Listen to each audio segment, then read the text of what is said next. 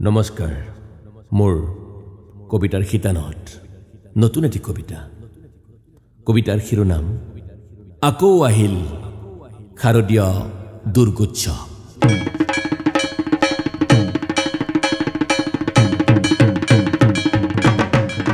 আকৌ আহিল আহিনৰ শুক্লপক্ষৰ শাৰদীয় দুৰ্গোৎসৱ। সপোনৰ পৰিধি ভাঙি হেৰাই পেলাইছিলোঁ মই নিজকে তাহানিৰ মিঠা মিঠা অনুভৱৰ দিনবোৰত।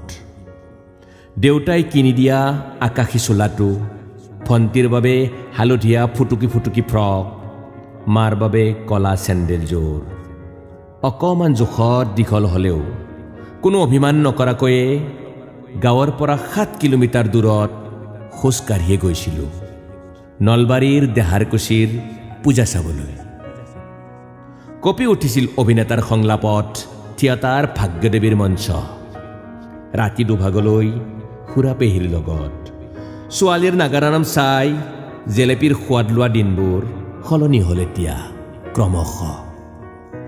আকৌ আহিল আহিনৰ শুক্লপক্ষৰ শাৰদীয় দুৰ্গোৎসৱ। নগৰৰ শ্বপিং মলসমূহত উখল মাখল পৰিৱেশ। ফুটপাথৰ দোকানীবোৰে মানুহ গণিছে। চুক্তিৰ ম্যাদকলাত পুৰণি চেণ্ডেল দোকানখন হেৰাই থাকিল। সদাব্যস্ত এনটি ৰোড MG ৰোডৰ হতাশ যুৱ ব্যৱসায়ীজনৰ দোকানত বহুদিনৰ পৰাই ওলমি আছে একেই কেইযোৰা কাপোৰ। GST কৰৰ বোজাত তেওঁ এজন কোঙা মানুহ।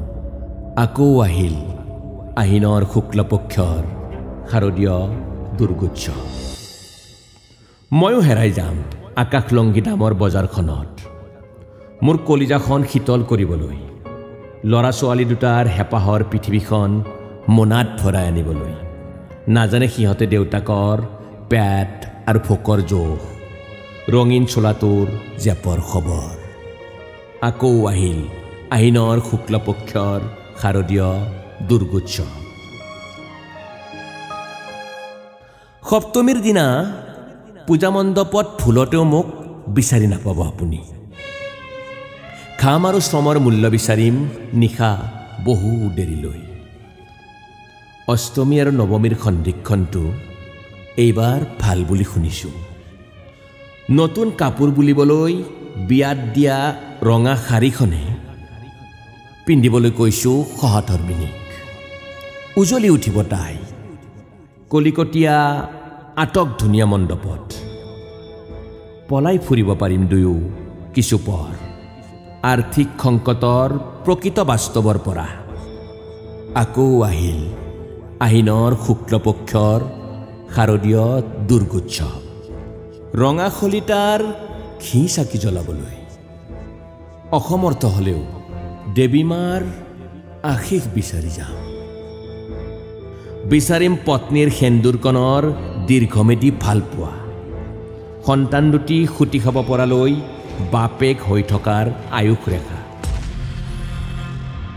নৰপিশাচ হাতৰ পৰা কন্যা সন্তানটিৰ নিৰাপত্তা, ৰোগীয়া মাৰ শৰীৰটোৰ কিছু উপশম, মানুহৰ ৰূপত এমুঠি অন্নৰ সন্ধান, ৰদ বতাহ দুৰ্যোগত হালি পৰি নোযোৱাকৈ স্থবিৰ বাসস্থান, লজ্জা নিবাৰণৰ বাবে এযোৰ পোছাক। আকৌ আহিল আহিনৰ শুক্লপক্ষৰ শাৰদীয় দুৰ্গোৎসৱ।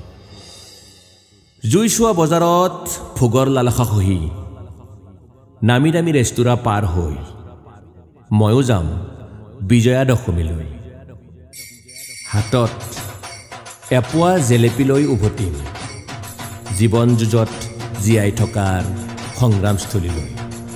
জীৱনৰ এটি সঠিক পথ বিচাৰি আকৌ আহিল আহিনৰ শুক্লপক্ষৰ শাৰদীয় দুৰ্গোৎসৱ।